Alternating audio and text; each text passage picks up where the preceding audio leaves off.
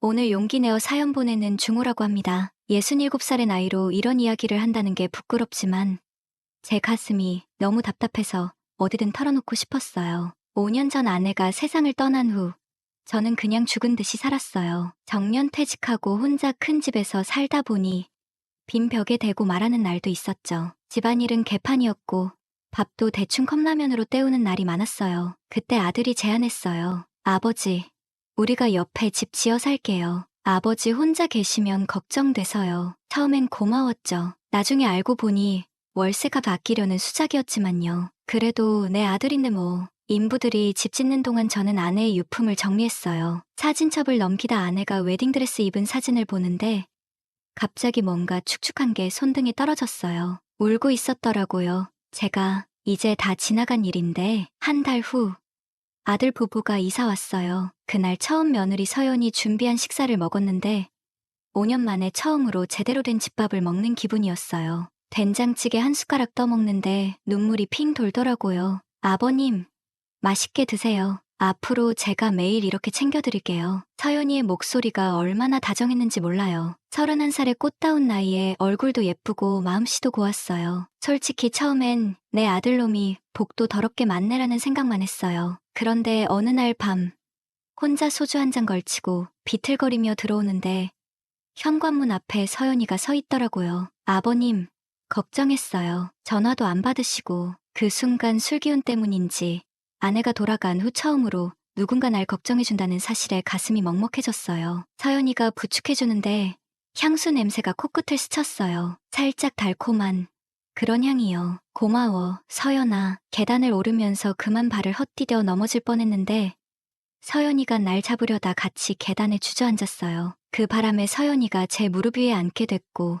둘 사이가 너무 가까워져서 숨결이 느껴질 정도였어요. 깜짝 놀라 일어나려는 서연이가 제 허벅지를 스치는 순간 젊은 시절 아내와의 기억이 스쳐 지나가더라고요. 죄송해요, 아버님. 얼굴이 빨개진 서연이를 보니 갑자기 심장이 빠르게 뛰기 시작했어요. 그래, 이 순간 깨달았죠. 난 내 며느리에게 끌리고 있었어요. 뭐 이런 미친 생각을 하고 있나 싶었죠. 그날 밤 침대에 누워 잠 못 이루며 도저히 지워지지 않는 그녀의 체온과 향기를 떠올렸어요. 손가락 사이로 느껴졌던 그녀의 곡선이 자꾸만 생각났고 점점 더 이상한 상상을 하게 됐어요. 내 나이가 몇인데 이런 생각을. 하지만 모니터 사이로 새어나오는 푸른빛 아래 저는 서연이를 생각하며 혼자 위안을 얻고 말았어요. 다음 날 아침 부엌에서 마주친 서연이는 평소처럼 환하게 웃었지만 어젯밤 일은 없었던 것처럼 굴었어요. 아침 식사를 차려주면서 구부리는 그녀를 보니 또다시 가슴이 두근거렸어요. 아들은 그날도 일찍 출근했고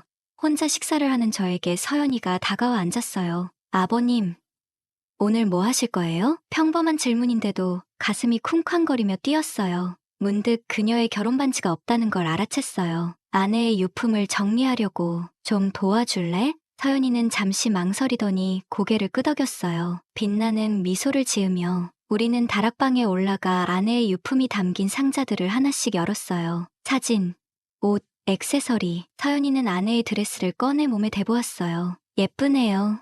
아버님의 아내는 정말 아름다우셨겠어요. 그 순간 옷장 위에서 커다란 상자가 떨어지려는 찰나 저는 반사적으로 서연이를 감싸 안았어요. 상자는 우리 옆으로 떨어졌지만 내 팔은 여전히 감싸고 있었죠. 심장이 미친 듯이 뛰었어요.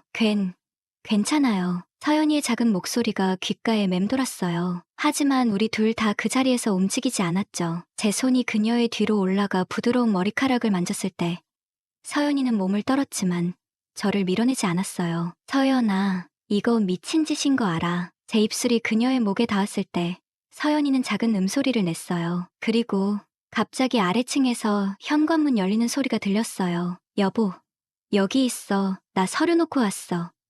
어디 있는지 봤어? 아들의 목소리에 우린 서둘러 떨어졌어요. 서연이의 얼굴은 붉게 달아올라 있었고 제 심장은 아직도 귓가에서 울렸어요. 저 내려가 볼게요. 서연이는 허둥지둥 다락방을 나갔어요. 그 순간 나는 이미 금지된 선을 넘어버렸다는 걸 알았어요. 하지만 이상하게 후회는 없었어요. 오히려 더 많은 것을 원하는 제 자신이 무서웠죠. 다락방에서의 그 사건 이후로 저와 서연이 사이엔 묘한 긴장감이 흘렀어요. 서로의 눈을 마주치면 얼굴이 붉어지고 우연히 손이 스치기라도 하면 전기에 감전된 것처럼 놀라곤 했죠. 그런데도 우리는 그날의 일을 입 밖으로 꺼내지 않았어요. 말로 터뜨리는 순간 돌이킬 수 없을 것 같았거든요. 그러던 어느 날 밤, 벽 너머로 들려오는 부부싸움 소리에 잠에서 깼어요. 아들 녀석의 고함 소리가 집 안을 가득 채웠죠. 야, 내가 언제 그랬어? 증거 있어? 서연이의 흐느끼는 소리가 그 뒤를 이었어요. 핸드폰에서 다 봤어. 내가 오늘도 그 여자랑 있었잖아. 쾅! 무언가 깨지는 소리가 들렸어요. 가슴이 덜컥 내려앉았죠. 옷을 대충 걸치고 문 밖으로 나가려는데 현관문 열리는 소리와 함께 누군가 쿵쿵대며 내려가더라고요. 창문으로 보니 아들 녀석이 차에 올라타 시벌거리며 출발하는 게 보였어요. 용기를 내서 서연이네 집 초인종을 눌렀어요. 서연아, 괜찮니? 한참 후 문이 열렸어요. 서연이의 눈은 붉게 부어 있었고 입술은 피가 맺혀 있었어요. 그 모습에 가슴이 찢어지는 것 같았죠. 아버님, 죄송해요. 시끄러웠죠. 말을 마치기도 전에 그녀는 제 품에 안겨 울기 시작했어요. 난 아무 말 없이 그녀의 등을 토닥여줬죠. 그녀의 몸이 떨리는 게 느껴졌어요. 그 떨림이 제 몸으로 전해지는 것 같았어요. 들어와요.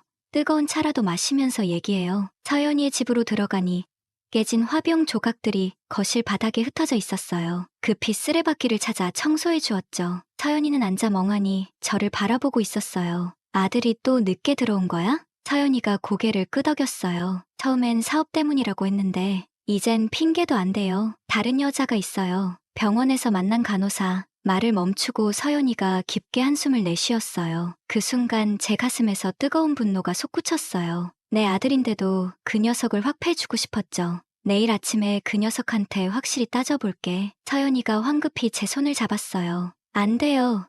더 심해질 뿐이에요. 그냥 아버님만 알고 계세요. 그녀의 손이 제 손 위에 놓여 있었어요. 작고 따뜻한 손이 제 거친 손을 감싸 안은 모습이 왜 그리 아름다워 보이던지 저도 모르게 손을 뒤집어 그녀의 손가락 사이로 제 손가락을 끼워 넣었어요. 서연이가 놀란 듯 저를 바라봤지만 손을 빼지는 않았어요. 아버님, 우리 이러면 안 되는 거 알아요. 그러면서도 그녀의 눈은 제 입술을 바라보고 있었어요. 숨이 멎는 것 같은 침묵이 흘렀죠.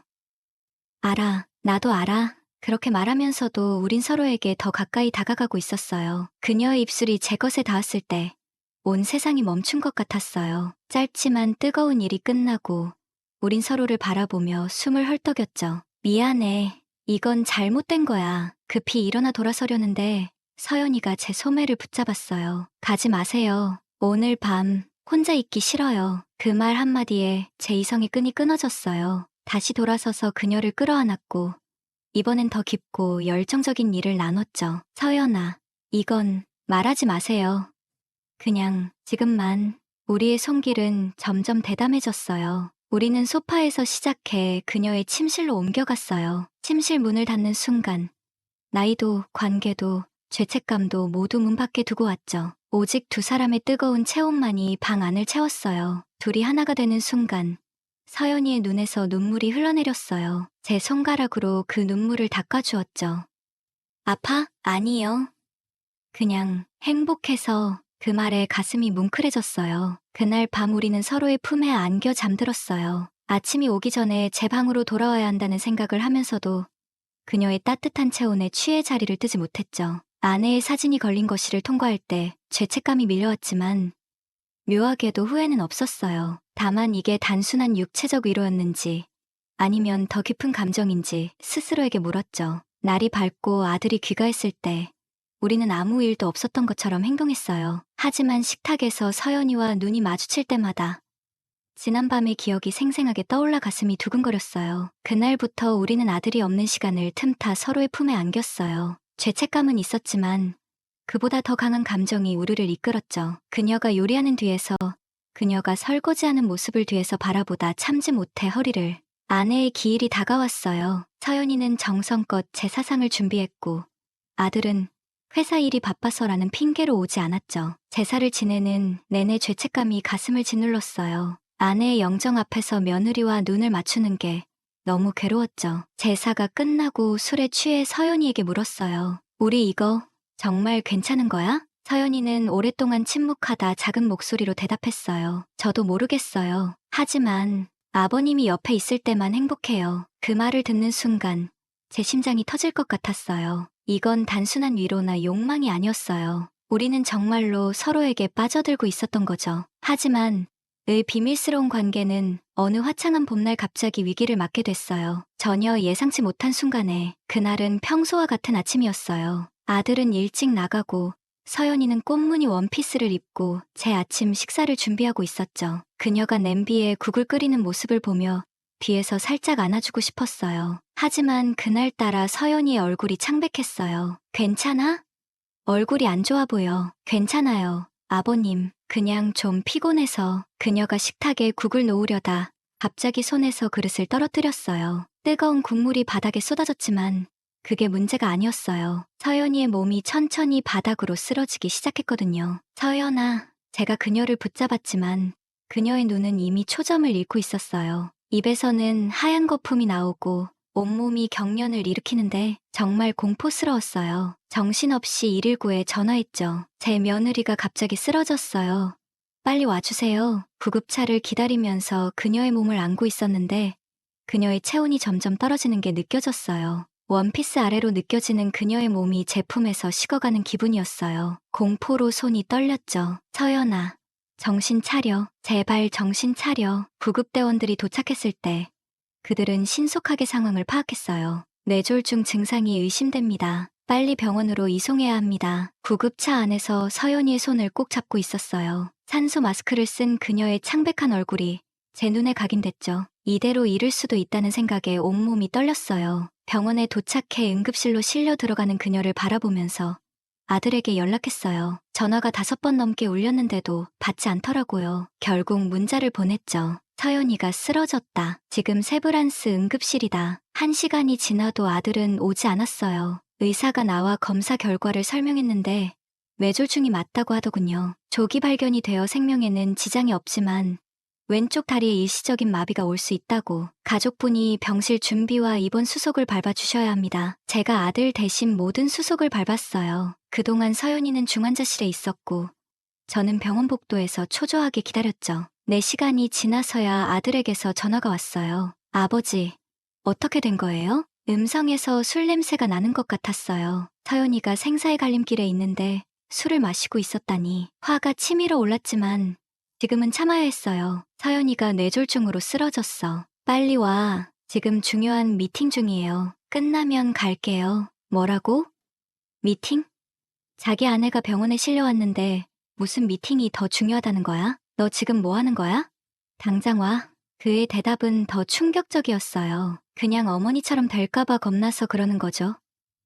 괜찮아요. 아버지, 서연이는 젊으니까 금방 나을 거예요. 전화를 끊고 나서 제 손이 떨리기 시작했어요. 아내를 언급한 것도 충격이었지만 그보다 서연이를 향한 그의 무관심함이 더 충격적이었죠. 서연이가 중환자실에서 일반 병실로 옮겨진 건 그날 밤이었어요. 창백한 얼굴로 누워있는 모습이 너무 연약해 보였죠. 그녀의 손을 잡고 싶었지만 간호사들이 있어서 참았어요. 모든 간호사가 나가고 우리 둘만 남았을 때 드디어 그녀의 손을 잡았어요. 그 순간 그녀가 눈을 떴죠. 아버님, 어디예요? 병원이야. 넌 뇌졸중으로 쓰러졌어. 그녀의 눈에서 눈물이 흘러내렸어요. 제 손을 꼭 잡으며 그녀가 물었죠. 우진이는요?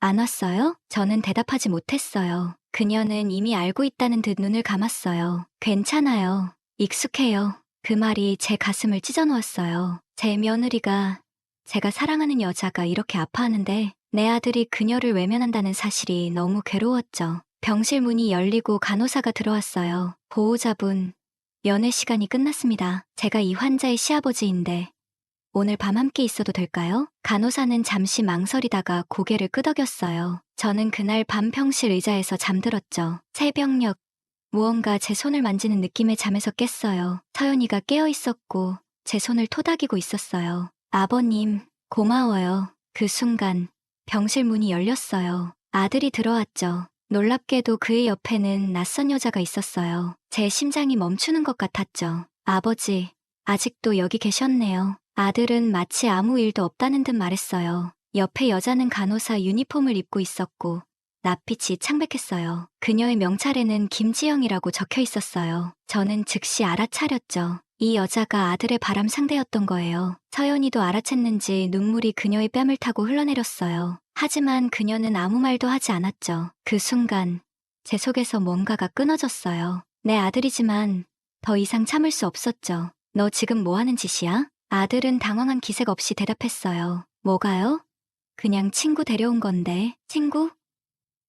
네 아내가 환자실에 있는데 친구를 데려와? 그 여자는 불편한 기색이 역력했어요. 아들은 제게 가까이 다가와 작은 목소리로 말했죠. 아버지, 나중에 얘기해요. 여기서 이러지 마세요. 하지만 저는 참을 수 없었어요. 서연이가 누워있는 침대 쪽으로 다가가 그녀의 손을 잡았어요. 서연아, 너 괜찮아? 서연이는 약하게 웃으며 고개를 끄덕였어요. 그 모습이 너무 가여웠어요. 아들에게 돌아서서 말했죠. 밖에서 얘기하자. 복도로 나와서 아들에게 물었어요. 너 정말 그 여자랑 바람 피우는 거야? 아들은 잠시 침묵하다가 대답했어요. 아버지, 어른이 되세요. 남녀 관계는 복잡한 거예요. 그 말에 저는 참지 못하고 그의 뺨을 때렸어요. 소리가 복도에 울려 퍼졌죠. 너 지금 네 어머니한테 그런 말 할 수 있어? 아들은 눈을 크게 뜨고 저를 바라봤어요. 그의 눈에서 분노가 일었죠. 어머니는 돌아가셨어요. 그리고 아버지야말로 서연이를 어떻게 생각하는지 알고 싶네요. 무슨 소리야? 아버지가 서연이를 어떻게 바라보는지 다 알아요. 내가 눈이 없는 줄 알아요? 순간 제 심장이 멎는 것 같았어요. 아들이 우리의 관계를 알고 있었던 건가? 말문이 막혔어요. 나 그냥 서연이가 걱정돼서. 됐어요. 아버지도 외롭고 서연이도 외로운 거 이해해요. 근데 저한테 뭐라 하지는 마세요. 그 말을 남기고 아들은 그 간호사와 함께 병원을 떠났어요. 저는 멍하니 서서 그들이 사라지는 모습을 바라봤죠. 이게 다 무슨 일이지? 병실로 돌아가니 서연이가 울고 있었어요. 그녀를 안아주려 했지만 처음으로 그녀가 저를 밀어냈어요. 아버님, 안 돼요. 이제 정말 그녀의 말에 가슴이 찢어지는 것 같았어요. 하지만 무슨 말인지 알았죠. 우리의 관계가 세상에 드러난 것 같은 충격과 수치심이 그녀를 괴롭히고 있었어요. 난 널 사랑해. 제가 처음으로 그 말을 했어요. 서연이의 눈이 커졌죠. 아버님, 사랑해, 서연아. 내가 누구의 아내든 내가 누군지 상관없어. 난 널 사랑해. 서연이의 눈에서 눈물이 쏟아졌어요. 그녀는 힘겹게 몸을 일으켜 제 품으로 안겼죠. 그녀의 몸은 약했지만 그 품은 너무도 따뜻했어요. 저도 아버님을 사랑해요. 하지만 그녀의 말이 끝나기 전에 병실 문이 다시 열렸어요. 의사가 들어왔죠. 환자분 상태 확인하러 왔습니다. 우리는 급히 떨어졌고 의사는 서연이의 상태를 점검했어요. 그 후 저에게 말했죠. 환자분은 재활치료가 필요합니다. 내일부터 시작할 예정인데 가족분이 도와주셔야 합니다. 제가 돕겠습니다. 그렇게 서연이의 재활이 시작됐어요. 매일 아침 그녀를 휠체어에 태워 재활실로 데려갔고 때로는 제가 직접 그녀의 다리 마사지를 해주기도 했죠. 그녀의 부드러운 다리를 만질 때마다 욕망이 일었지만 지금은 그녀의 건강이 우선이었어요. 그러던 어느 날 재활 중에 서연이가 갑자기 고통스러워했어요. 얼굴이 창백해지더니 온몸이 떨리기 시작했죠. 서연아, 의사 선생님, 빨리요. 의료진이 달려왔고 서연이는 다시 검사실로 실려갔어요. 결과는 또 다른 충격이었죠. 뇌동맥류가 발견됐습니다. 수술이 필요합니다. 그렇게 서연이는 다시 수술대에 올랐어요. 6시간의 긴 수술. 그 시간 동안 저는 기도했어요. 아내가 돌아간 후 한 번도 기도한 적 없었는데 그날은 간절히 빌었죠. 제발 그녀만은 데려가지 마세요. 수술은 성공적이었지만 서연이는 2일 동안 의식이 돌아오지 않았어요. 그 시간 동안 제 손은 그녀의 손을 떠나지 않았죠. 아들은 단 한 번도 병문안을 오지 않았어요. 셋째 날 아침, 서연이가 마침내 눈을 떴어요. 그녀의 첫 마디는 충격적이었죠. 아버님, 저 이혼하고 싶어요. 아버님, 그에겐 아무 감정 없어요. 당신이 없었다면 난 이미 죽었을 거예요. 서연이가 퇴원한 날, 우리 집 거실에는 전쟁이 벌어졌어요. 아들은 이혼 서류를 한 다발 들고 와서 테이블에 내던졌죠. 이것 좀 봐. 아버지도 같이. 이혼 서류야. 위자료도 없어. 서명해. 서연이는 담담하게 서류를 받아들었어요. 저는 옆에서 그녀의 손을 잡아주고 싶었지만 아들 앞에서는 그럴 수 없었죠. 그래, 서명할게. 하지만 내 통장 돈은 건드리지 마. 내가 번 돈이야. 아들이 비웃었어요. 뭐? 그동안 내가 얼마나 썼는데 너 지금 뭐라고 했어? 제가 벌떡 일어났어요. 아들이 제게 눈을 똑바로 쳐다봤어요. 아버지, 이건 우리 부부 문제니까 끼어들지 마세요. 내 아내가 병원에 누워있을 때는 신경도 안 쓰더니 이혼할 때는 갑자기 우리 부부 문제야? 아들이 갑자기 소리를 질렀어요. 그래. 그럼 뭐 어쩔 건데? 아버지는 우리 문제에 신경 쓰지 말고 본인 인생이나 신경 쓰세요. 하긴 이미 본인 인생을 너무 열심히 즐기고 계시네요. 순간 공기가 얼어붙었어요. 아들은 서류 가방에서 스마트폰을 꺼내 몇 장의 사진을 내보였어요. 이게 뭐죠? 아버지? 설명 좀 해보세요. 화면에는 제가 병원에서 서연이의 이마에 뽀뽀하는 장면 등등 은밀한 장면이 있었어요. 제 심장이 멎는 것 같았죠. 너 우리를 미행했어? 미행은 무슨 간호사가 찍어서 보내줬어요. 아버지가 며느리랑 불륜이라니 참 가관이네요. 서연이가 갑자기 벌떡 일어났어요. 다리가 아직 완전히 회복되지 않아 비틀거렸지만 그녀의 눈빛은 강인했어요. 불륜? 내가 다른 여자랑 몇 년째 관계 유지하면서 불륜이라고 말해? 뭐가 그렇게 잘났다고 이중잣대야? 아들은 서연이를 향해 손을 들었어요. 그 순간 제가 아들의 팔을 붙잡았죠. 서연이한테 손대지 마. 아들이라도 용서 못해. 이제 아버지는 며느리 편이군요.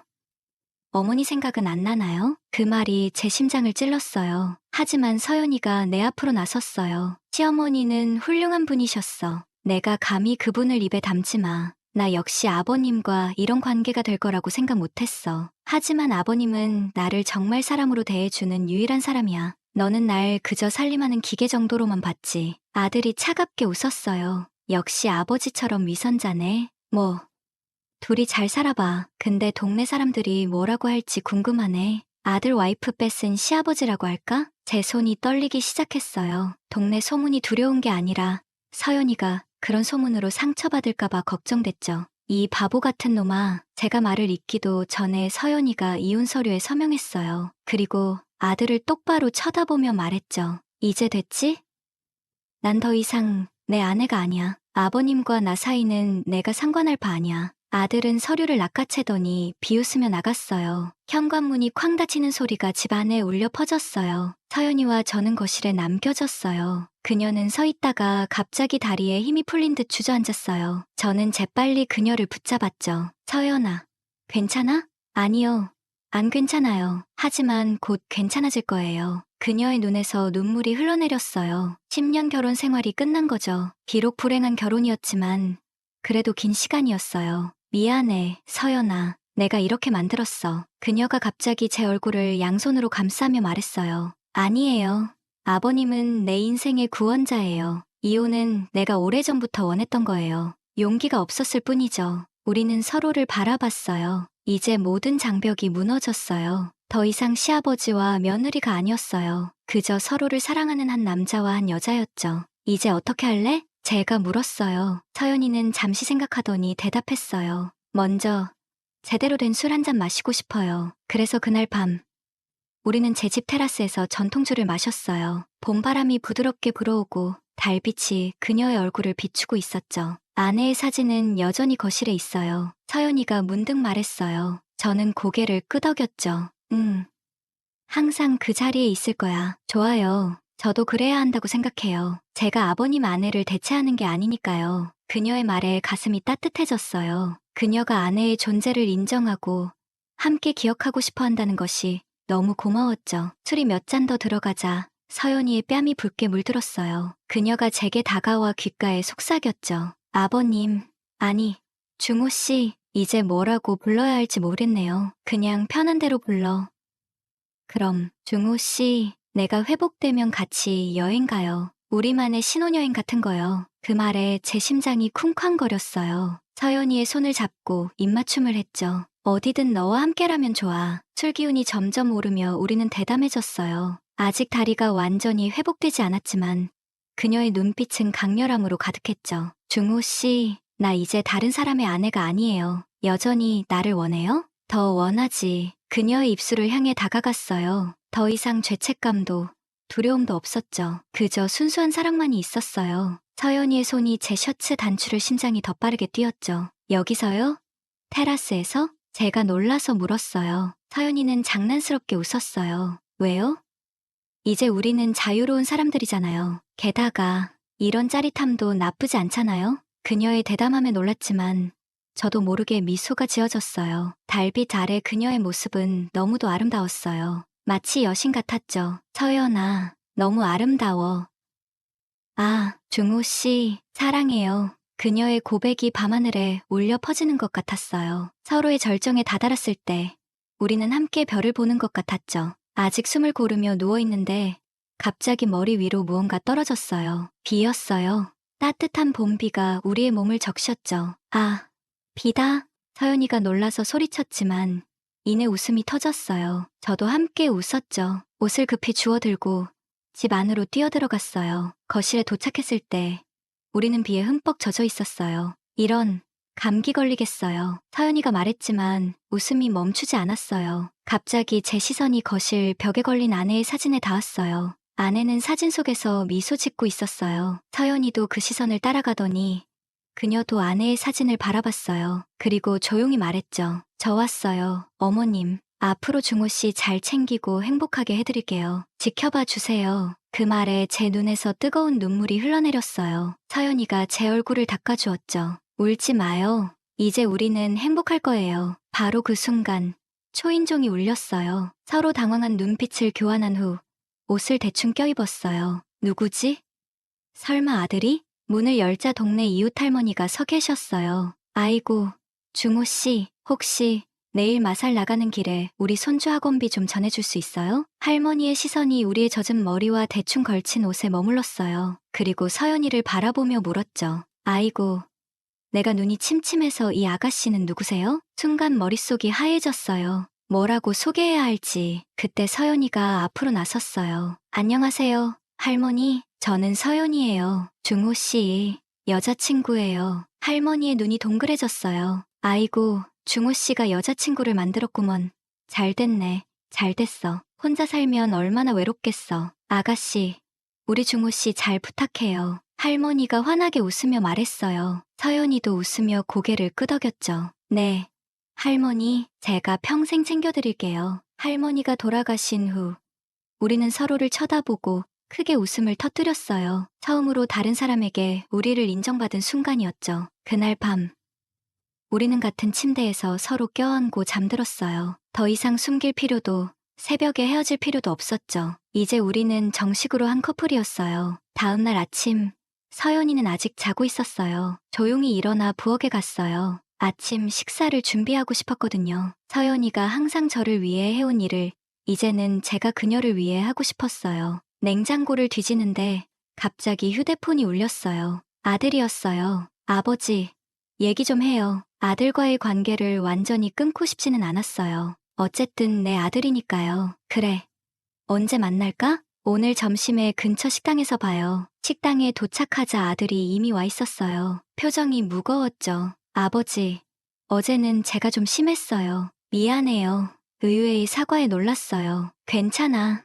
내가 화날 만도 해. 아버지, 솔직히 서연이랑 그런 사이가 될 줄은 상상도 못했어요. 처음엔 충격이었죠. 하지만 생각해보니 제가 서연이를 제대로 대해준 적이 없었던 것 같아요. 아들의 목소리가 떨렸어요. 저도 제 잘못을 인정해요. 서연이는 좋은 여자예요. 아버지가 행복하다면 저도 응원할게요. 제 목에 뭔가 걸린 것처럼 말이 나오지 않았어요. 아들을 보니 그도 많이 힘들었던 것 같았어요. 고맙다. 아들, 근데 한 가지만 부탁할게요. 서연이 정말 행복하게 해줘요. 내가 못한 거 아버지가 다 해줘요. 당연하지. 점심을 마치고 집으로 돌아오는 길. 마음이 한결 가벼워졌어요. 집에 도착하자 서연이가 현관에서 기다리고 있었어요. 어땠어요? 생각보다 괜찮았어. 아들이 우리를 인정해줬어. 서연이의 눈에 눈물이 고였어요. 다행이에요. 서연이를 꼭 안아주었어요. 그리고 귓가에 속삭였죠. 서연아, 제주도 가자. 내가 원했던 여행. 함께 가자. 그녀가 제 품에서 고개를 들어 밝게 웃었어요. 정말요? 언제요? 내일이라도. 당장. 서연이는 기쁨에 겨워 소리를 질렀어요. 그녀의 웃음소리가 집 안을 가득 채웠죠. 사랑해요. 중호 씨. 나도 사랑해. 서연아. 저희의 금지된 봄은 이렇게 꽃을 피웠어요. 많은 사람들이 비난할지도 모르겠지만 우리는 진실된 마음으로 서로를 사랑하고 있어요. 이제 우리는 더 이상 시아버지와 며느리가 아니라 그저 서로를 깊이 사랑하는 한 남자와 한 여자일 뿐이에요. 이 사랑이 금기를 넘어 진정한 봄을 맞이한 것처럼요. 오늘의 사연은 여기까지입니다. 구독과 좋아요는 사랑입니다.